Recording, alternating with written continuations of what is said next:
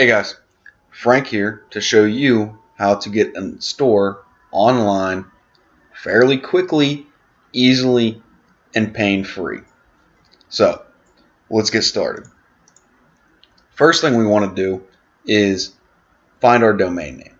Now I usually start the search at Google domains just because it's fairly easy and quick, right? So what you want to keep in mind when you're naming your store is that it's better to go more towards niche than general.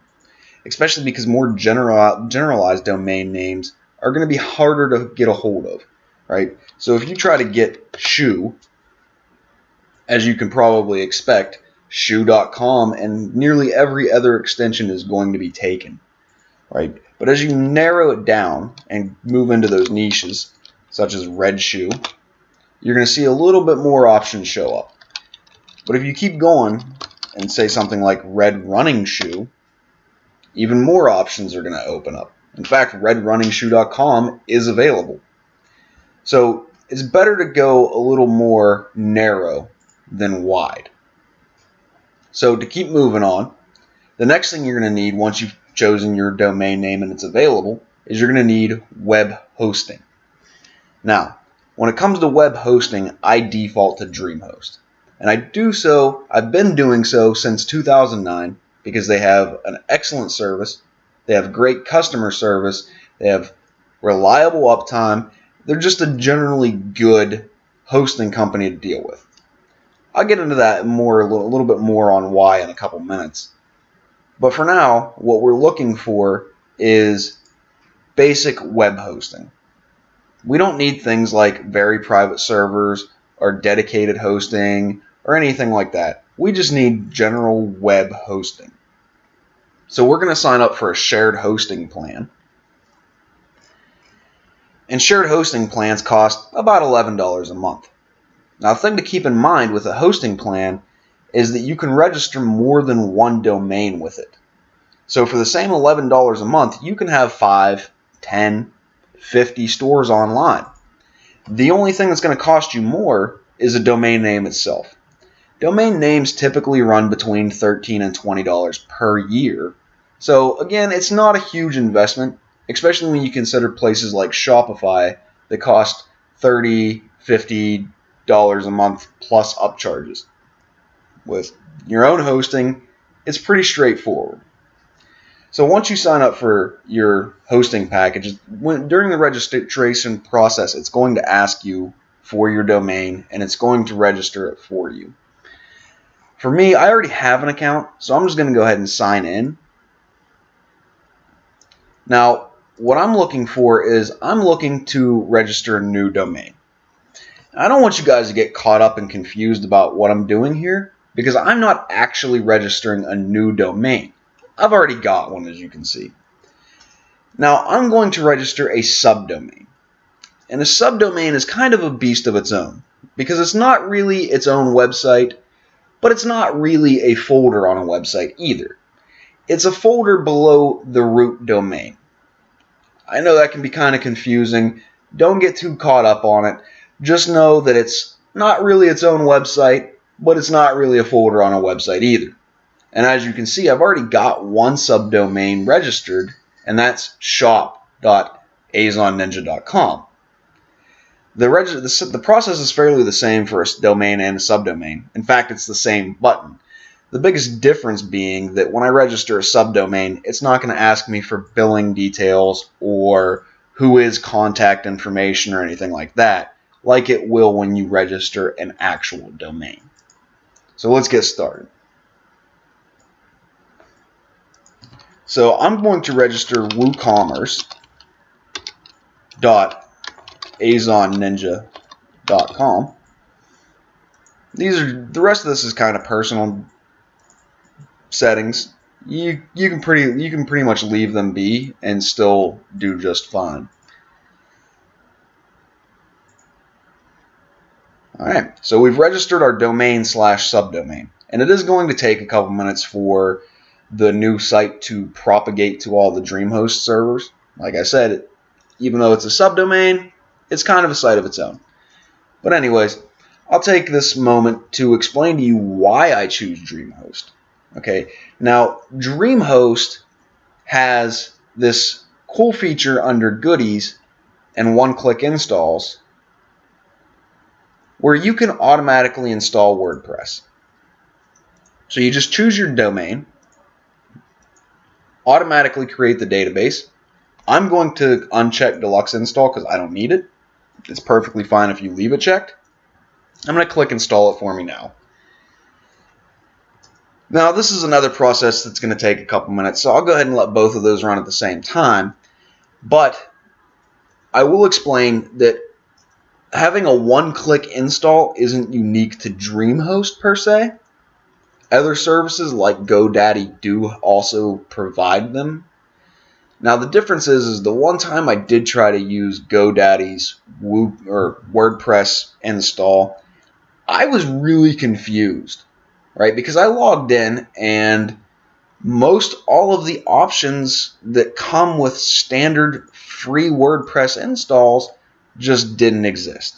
You couldn't install add-ons or extensions. You couldn't change the theme. There was just a lot of stuff that they blocked you from doing. And the reason being is because GoDaddy markets to people on extremely cheap domains. And they give you a $3 a month domain, but then they try to upsell you anything and everything they possibly can afterwards for 10 or 15 bucks a month. It's just the way they operate. It's not really my kind of service. DreamHost doesn't do any of that. In fact, with DreamHost WordPress one-click install, they actually keep WordPress up to date for you, which is kind of a big deal because WordPress itself is actually extremely secure. And they come out with updates all the time because as soon as they find a vulnerability, they move to close it. They push an update, they send it out to the world, and they essentially just try to close that gap. The biggest reason WordPress sites get hacked is one, because they're super popular, and two, because people don't keep their themes and their extensions and their core files up to date. But DreamHost takes care of most of that for you. And they do it without the mess of trying to upsell you or lock you into contracts or other things. Because another horror story I had was with Network Solutions, who, trying to move a domain name away from them, made it an insanely complicated process. Essentially, what should have been a 5-minute process turned into weeks of battling that I still have not won. DreamHost does not do that. They let you move your domains in and out as you want. It's just a generally good service. So I'm going to stop talking about DreamHost for a second. Hopefully our site has propagated. And it hasn't. So we're going to let this sit for another 5 minutes or so. I'll pause it and then I'll come back and we will finish setting up our site. So it's been about 5 minutes or so and our site should be online by now. So let's check it. All right, there you have it. So WordPress is the base install. WooCommerce is the shopping platform on top of WordPress. So we have our basic website up and running. We can start a blog. We can go from here. I'm going to type admin and try to go to the admin panel. Now the thing is with the DreamHost one-click install, it typically sends you a username and a link to reset your password, but it doesn't look like I've gotten that yet. So what I'm going to explain to you is this first email here. Now, these emails very much look like spam. They really do. They look like if you try to click these links, you're going to get your password and life stolen. But the thing is these emails are legit. ICANN is the service that essentially runs all of the websites and their domain names, and they want you to verify that your email is in fact legit. If you don't actually click this link, they will disable your website. I found that out the hard way when they started this process. So yes, it does look like spam. Yes, if you have Web of Trust extension installed, it will show up as a warning sign, but it is in fact very much a legitimate email. And it still doesn't look like my username and password came through, but I'm extremely impatient. So I'm going to go ahead and try to shortcut this process. I'm going to say lost my password and enter my email and see if it will email me a new one.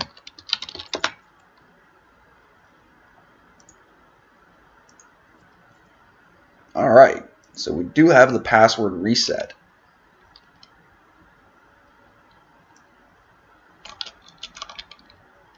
Let's go ahead and copy this link.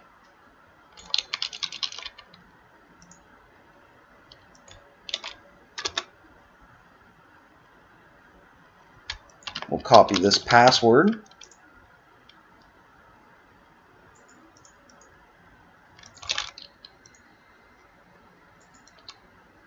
And again, typically they do email you your username password.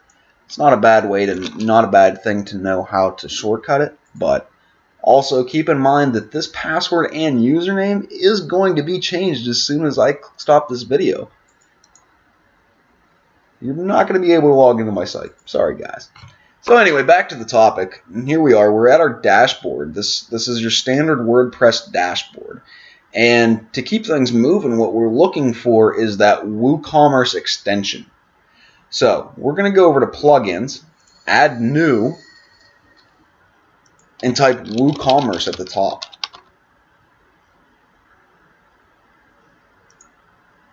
Now, WooCommerce boasts that they actually, approximately 1/3 of all e-commerce stores are built on WooCommerce. I don't know if that's true or not, but what I will say is that WooCommerce does have a lot of stores using its framework. There are a lot of shops online that really are built on WooCommerce. It's an extremely popular and robust system, and it's pretty quick and easy to get set up and running too. So, now that we've got the WooCommerce extension installed, we can just basically click through the default settings. I'm going to go ahead and change this. Doesn't really matter for me, but I'll set it to Pennsylvania anyways. Now, you can also let WooCommerce know if you're going to be shipping physical products or if you're going to be selling digital only and if you're going to be charging sales tax. And it automatically comes installed with PayPal and Stripe. Now, Stripe I highly recommend for credit card processing, just as a side note. But you can just get started with PayPal. I'm not going to set up either of these at the moment. Maybe in a future tutorial we'll go through that, and they're not complicated to get started. I'm just going to continue on though. So now WooCommerce is installed and ready, and we can create our first product. Now with WooCommerce, you can actually create quite a few different types of products. If you notice, you have options for simple, grouped, affiliate, or variable products. You can choose downloadable and virtual only. You've got a lot of different options, and what options don't exist for here are typically found in other third-party extensions or WooCommerce extensions themselves. If you wanted to run subscriptions and memberships, you can actually download a plugin that will allow that directly from this page. You can create blog posts and charge for access to those blog posts through this same framework. It's very robust and easily expandable. But our goal now is to add a new product. So let's go over to Amazon and find something. We're going to search Lego. Let's grab this Lego. So I'm just going to go ahead and copy some of these details. Now I'm just really doing this as an example of setting up a new product in WooCommerce. Whether you want to copy your products directly from Amazon or if you want to affiliate to Amazon, however you want to do it is really up to you. For me, I'm just using this as an example. And you can also set unique SKUs. You can determine if you want to manage stock or just set infinite supply. You can enter your shipping details, upsells, cross-sells. You can really do a lot with this. Let's go ahead and grab the picture real quick.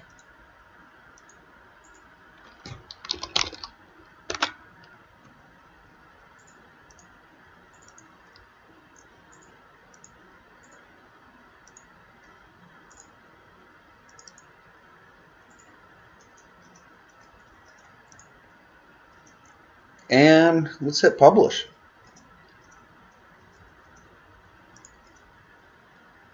And there you have it. A product description that is ready to sell to the outside world. That's it. Your first shop is set up, and while this is very basic and very default, it's a start. You can build and expand on this however you want, in whatever direction you want, and do so many things with this. This is just a basic example to get you off the ground and get that first website out there so that you can keep selling. So I hope it was useful. If you have any questions or comments, go ahead and post them, and thanks for watching.